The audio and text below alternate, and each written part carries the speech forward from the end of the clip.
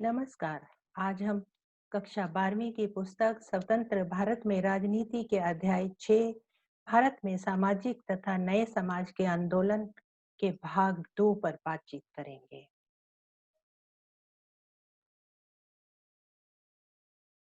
आज हम जिन बिंदुओं पर चर्चा करेंगे वे हैं ताड़ी विरोधी आंदोलन, national fish workers forum, Narmada बचाओ आंदोलन, सूचना का अधिकार और तथा जन आंदोलनों से सबक के बारे में। इस पाठ को 2 भागों में बांटा गया है। इस वीडियो में ताड़ी विरोधी आंदोलन, national fish workers forum, Narmada बचाओ आंदोलन, सूचना का अधिकार और जन आंदोलन से सबक पर बातचीत होगी।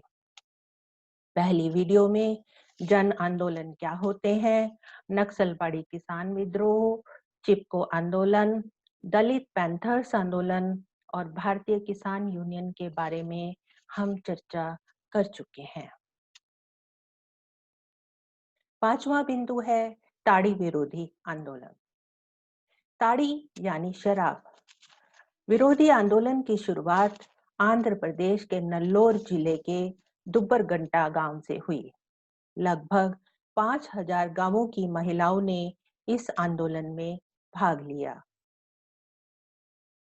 नल्लोर जिले में ताड़ी की बिक्री की नीलामी 17 बार रद्द हुई। ताड़ी की बिक्री बंद करो का नारा लगाया गया। आज हम ताड़ी विरोधी आंदोलन की मांगे और परिणाम के बारे में चर्चा करेंगे।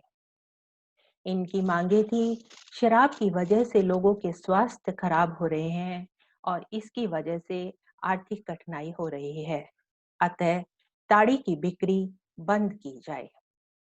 आंदोलनकारियों ने घरेलू हिंसा, महिलाओं पर हो रहे अत्याचार तथा लैंगिक भेदभाव का भी विरोध किया। इसके साथ ही दहेज प्रथा का भी विरोध किया। इस आंदोलन के परिणाम थे कई राज्यों में शराबबंदी लागू हुई। घरेलू हिंसा व महिला अत्याचार के विरुद्ध कठोर नियम भी बनाए गए। 73वें तथा 74वें संविधान संशोधन अधिनियम द्वारा महिलाओं की मांग पर स्थानीय निकायों में 33% महिलाओं के लिए आरक्षण भी लागू किया गया। छठा बिंदु, नेशनल फिश वर्कर्स फोरम। मछुआरों की संख्या के लिहाज से भारत विश्व में दूसरा स्थान रखता है। सरकार द्वारा बॉटम ट्रॉलिंग, व्यावसायिक जहाजों को गहरे समुद्र में मछली मारने की इजाजत से मछुआरों की जीविका पर प्रश्न चिन्ह लगा। बाध्य होकर मछुआरों ने नेशनल फिश फोरम बनाया। 2002 में एनएफएफ द्वारा विदेशी कंपनियों को मछली मारने का लाइसेंस जारी करने के विरोध में राष्ट्रव्यापी हड़ताल की गई।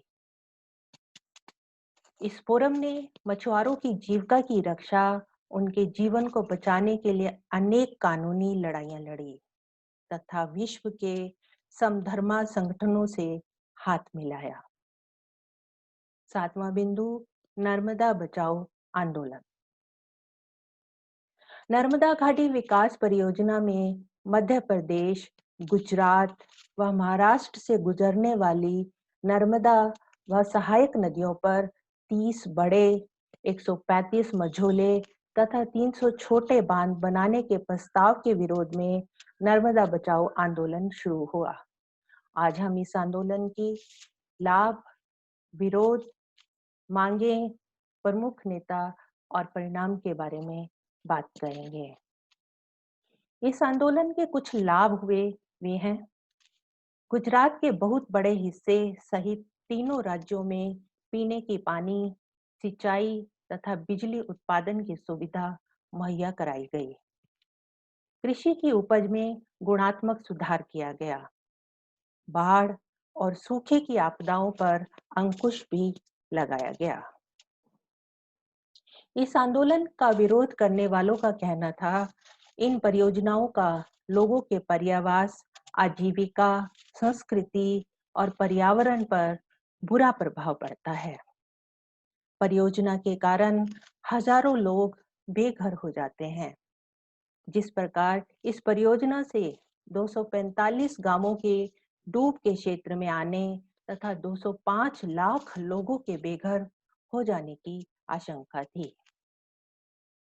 इनकी मांगे थी परियोजना से प्रत्यक्ष व अप्रत्यक्ष रूप से प्रभावित सभी लोगों का समुचित पुनर्वास किया जाए। परियोजना की निर्णय प्रक्रिया में स्थानीय समुदायों की भागीदारी सुनिश्चित होनी चाहिए। जल, जंगल, जमीन जैसे प्राकृतिक संसाधनों पर उनका प्रभावी नियंत्रण होना चाहिए और बांधों के निर्माण में आ रही भारी लागत का सामाजिक नुकसान के संदर्भ में मूल्यांकन भी किया जाना चाहिए। इस आंदोलन के प्रमुख नेता मेधा पाटेकर और आमिर खान थे। इस आंदोलन के परिणाम स्वरूप केंद्र सरकार ने 2003 में राष्ट्रीय पुनर्स्थापना नीति की घोषणा की। 8वां बिंदु, सूचना का अधिकार। इस आंदोलन की शुरुआत 1990 में मजदूर शक्ति संगठन ने राजस्थान के दौसा जिले की भीम तहसील से की। ग्रामीण लोगों ने प्रशासन से अपने वेतन व भुगतान के बिल उपलब्ध करवाने को कहा, क्योंकि उन्हें दी गई मजदूरी में हेराफेरी हुई थी। आंदोलन के दबाव में राजस्थान सरकार ने कानून बनाया कि जनता को पंचायत के दस्तावेजों की प्रमाणित प्रतिलिपि प्राप्त करने की अनुमति है। पंचायतों के लिए बजट, लेखा खर्च, नीतियों व लाभार्थियों के बारे में सार्वजनिक घोषणा करना अनिवार्य हुआ। 1996 में MKSS ने दिल्ली में सूचना के अधिकार को लेकर राष्ट्रीय समिति का गठन किया। 2004 में सूचना के अधिकार के विधेयक को सदन में रखा गया तथा जून 2005 में विधेयक को राष्ट्रपति की मंजूरी मिली। 9वां बिंदु, जन आंदोलनों से सबक। जन आंदोलनों का उद्देश्य दलीय राजनीति की खामियों को दूर करना था। सामाजिक आंदोलनों ने समाज के उन नए वर्गों की सामाजिक आर्थिक समस्याओं को अभिव्यक्ति दी जो अपनी समस्याओं को चुनावी राजनीति के जरिए हल नहीं कर पा रहे थे। इन आंदोलनों ने जनता के बीच क्षोभ व समाज के गहरे तनावों को सार्थक दिशा देकर लोकतंत्र की रक्षा की। सक्रिय भागीदारी के नए प्रयोग ने लोकतंत्र के जनाधार को भी बढ़ाया तथा जनता को जागरूक किया और लोकतांत्रिक राजनीति को बेहतर ढंग से समझने में भी मदद मिली। जन आंदोलनों के निष्कर्ष पर अब बात करते हैं। अंत में यह निष्कर्ष निकलता है कि ये आंदोलन लोकतंत्र के लिए खतरा नहीं होते, बल्कि लोगों में लोकतंत्र के प्रति विश्वास जागृत करते हैं।